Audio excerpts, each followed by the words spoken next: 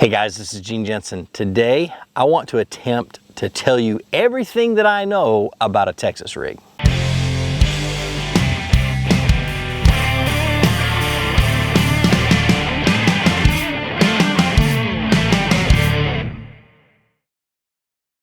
All right, so basically what a Texas rig is it's a bullet weight, be it lead or tungsten like this one is, and some type of a worm hook.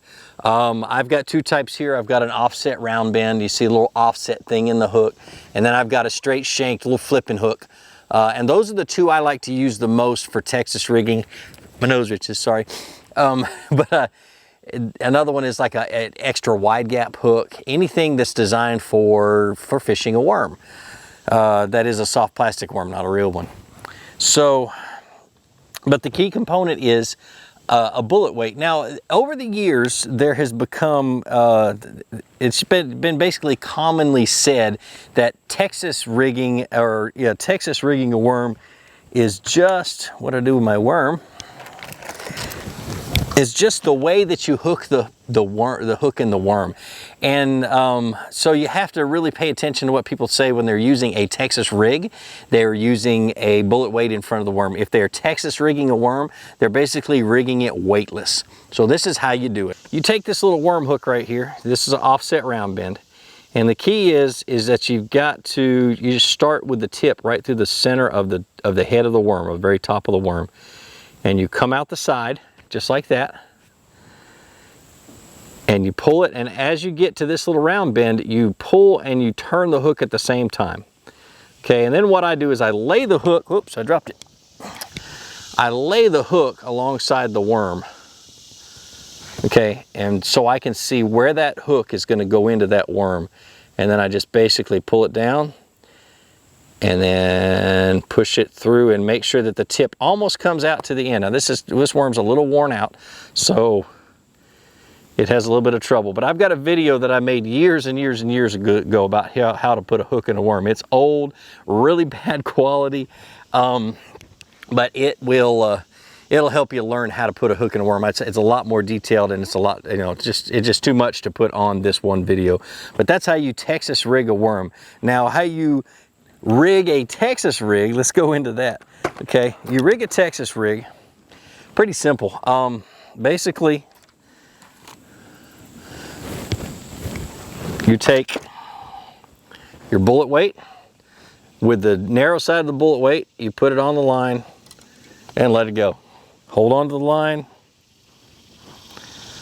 tie the hook on. The two different knots that I use when I'm just using like a regular worm hook is either a Palomar knot or an improved clinch knot. I'm going to tie an improved clinch knot.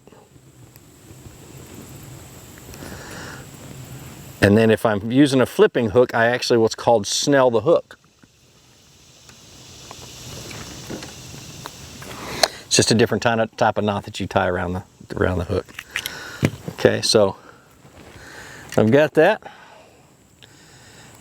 And that's your basic Texas rig. It's just a free floating weight, okay?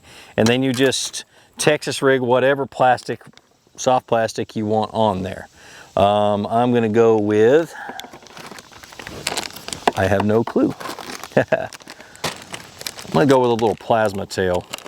All right, so the things that you can Texas rig are, they're whatever soft plastic that you want to fish with, you can Texas rig. I mean, creature baits, crawl baits, anything that's soft plastic, you can put a worm hook in, and you can go out and you can flip it into whatever you want to flip it into, cast it or anything else.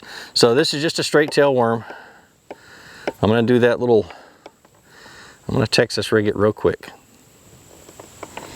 Now the things to consider when Texas rigging. My favorite weight to Texas rig with is 1/4 ounce. But I let the brush and the thickness of the cover that I am fishing pretty much dictate it. I try to go with the lightest weight that I can get away with. I'll even do 1/8 ounce, but it's a little bit more difficult to fish. I have to go to a little bit lighter rod just because of the weight sometimes. But I mean, this right here is about 1/2 ounce weight. On this, with this plasma tail, I don't really care about colors of weights, silver, black, whatever. It just really doesn't matter to me. I'm not too concerned with that. I just want enough weight to get it through the cover, but not so much that it just goes crashing through and spooks the fish. There are times when you want to do that, but I don't run into those very often. So that's a Texas rig. That's how I rig it. Now let's talk about how to fish it. Let's talk about what to fish it on first. Rods and reels. Depending on the cover, depending on the weight of the rig, depending on the kind of bass that are going to be in there, I might go with a heavy action rod. When I'm flipping and pitching into heavy cover, I'm gonna literally go to a heavy rod. I'm gonna use heavy braided line. I'm gonna what's called peg the hook. I'm not gonna talk about that right here. It'll take too much time. But I put a bobber stop, basically a bobber stop or a peg, in front of the hook, or I run a piece of rubber or toothpick or something down to stop that weight from sliding up and down the line, is what the key is. And that will keep you, when you're flipping into heavy cover, it'll keep that weight pegged up against that lure, and it won't go, it won't get hung up as much. It'll go down through that thick stuff a lot easier. But if I can get away with not pegging it, I will, because a lot of times you can lose fish. The heavier the weight, if you peg it, the fish grabs a hold of the whole weight in the sinker, or the whole sinker, the whole hook and everything else, and it'll blow the fish's mouth open on the hook set. You just gotta be careful of that.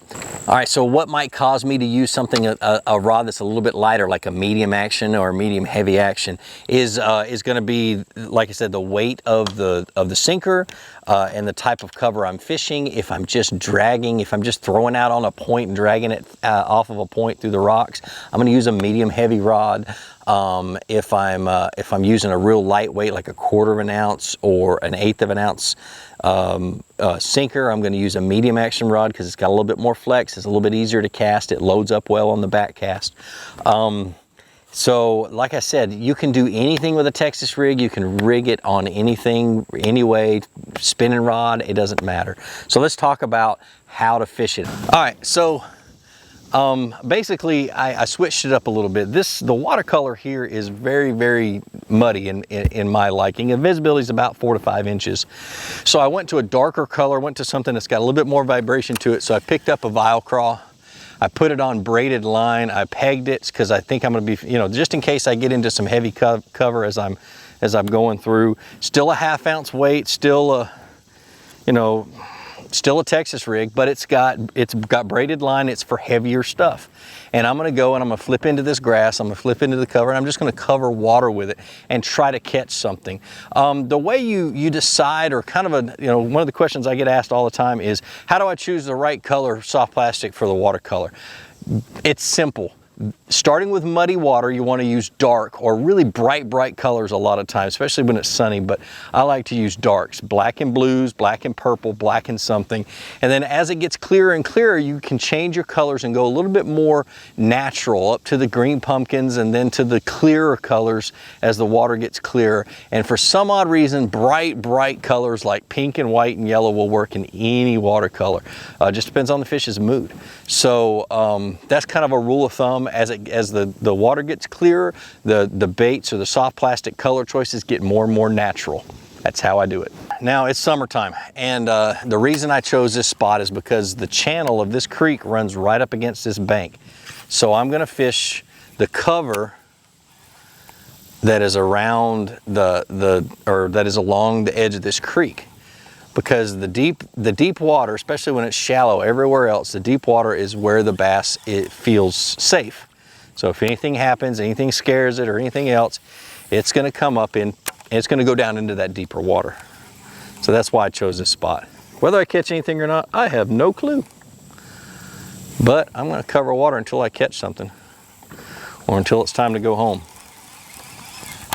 The different ways you can cast, however you want to. I'm pitching right now, and I have my reel set up to where if I got to make a long cast, I can make a long cast. I love sidearm and underhand casts like that because it's got a lighter splash when it hits the water, so it doesn't spook the fish quite so much. And right now I'm just kind of dragging it on the bottom, and I'm feeling to see if the bottom is a hard bottom. That's why I like that tungsten weight to a braided line, because you can feel everything. And if it's a hard bottom, I'm gonna drag it a little bit. If it feels kind of mushy, it means it's a muddy bottom, and that bait has sunk down into the mud and the bass aren't gonna touch it. So like when I'm fishing lily pads or matted grass or anything like that, I'm paying, for the first few minutes, I'm paying real close attention on what is underneath that stuff. What's on the bottom? Is it real silty, real muddy? Does the bait sink in through all the stuff that's on the bottom? And that really makes a difference on where those fish will position on those mats and on those lily pads. So if it's a hard bottom, I'm gonna let the bait go down. I'm gonna let it hit the bottom every time I cast. I'm gonna bounce it off of the bottom. I'm gonna bring it up to the canopy, and I'm gonna bounce it on the bottom underneath the canopy, and then I'm gonna pull it out and make another cast. Now, if it is a soft bottom, if there's a lot of junk on the bottom and the bait sinks in there, then I'm not gonna let it stay on the bottom. I'm gonna cast it in there.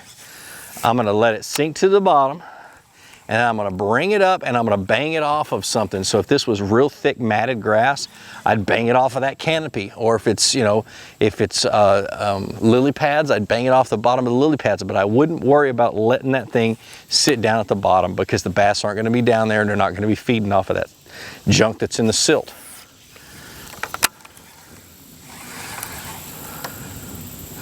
This right here, it's kind of sparse grass. So how would I fish this?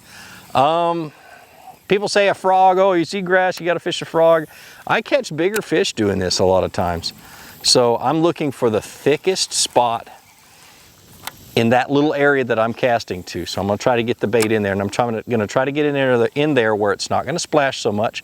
You got a little bit of grass right here that's laying down under the water. So it creates a little bit, when I missed it, creates a little bit of a little shade area. And I'm gonna get it right down in that spot. Bounce it around a few times. Okay, and now one thing I've learned over the years, one of my favorite things to do, say if you're throwing it into cover, or even not into cover, you're just working it. All of a sudden you hit something where that bait gets hung up, but you know the hook's not hung in there. Ooh, that was something. That was definitely a fish. It took all my claws. Anyway, let me re-rig and I'll get back to that thought. All right, so what happened on that fish was I threw it in and it never hit the bottom. And then all of a sudden, when I picked up, the lure was not where it was supposed to be. It had moved, not all by itself, but a fish had grabbed it and moved it. So that's why I set the hook. Didn't wait to feel it, because I never did feel the bite. It just was different. It wasn't doing what it was supposed to be doing, or what I expected to do, and expected it to do. So I set the hook. So I'm gonna turn around, I'm gonna try this spot again. That's nice.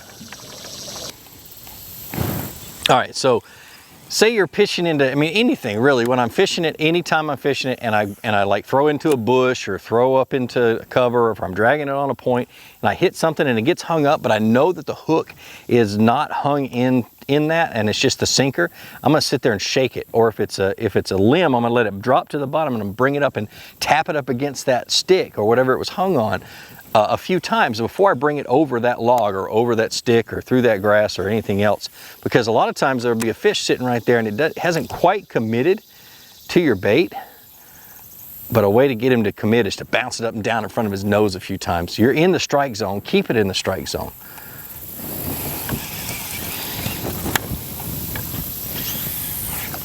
So say I threw it into a brush or anything like this, and I've got this stick I've got it on, I'm gonna bounce it up and down, and I'm gonna actually sit there on that, up against that stick, and I'm gonna pop it until I either feel like I'm not gonna get bit or until something bites it.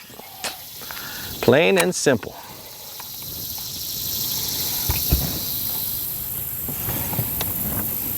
Now, the limitations of a Texas rig. There is one thing I don't like to fish a Texas rig, or one way I don't like to fish a Texas rig, is on big, huge flats where I'm dragging it. I think a Texas rig is better when it's falling, so you want to hop it a lot.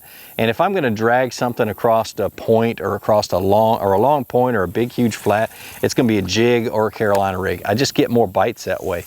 So I really think a Texas rig is more of a type of rig that you want to throw at something, at a piece of cover, or just past a piece of cover and bring to it. But it's a spot, you know, a place where you fish a spot, not a area. And so I'm sitting here and right now I'm fishing visible cover. And if I wasn't fishing visible cover, I usually prefer going to a Carolina rig or a jig or some type of a moving bait. But when you're fishing cover, it is hard to beat a Carolina or a Texas rig. Now, does weight really make that big of a difference? Sometimes. Not all the time, but like I said at the beginning, you just want to fish the lightest weight that you can get away with. I'm lazy. I'll throw a 1/2 ounce or a 1/4 ounce on there and I'll fish it no matter what until I literally convince myself that that's the problem. Because I hate to retie.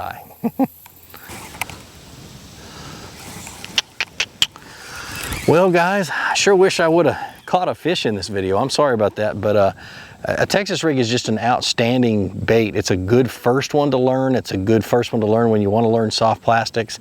It's just a good all-around rig that you can get into anything and catch a ton of fish with. It's one of my favorite rigs. It has been since I started fishing. It's one that I always have tied on somewhere in the boat.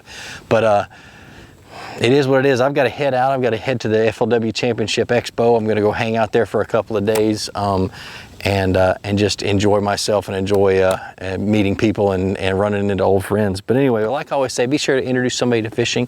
Introduce them to my videos. Let me help you teach them how to fish. Check out my Fishing Shirt of the Month Club. Links down in the description. More importantly, get out on the water, go and catch some fish. Have a great day. See ya.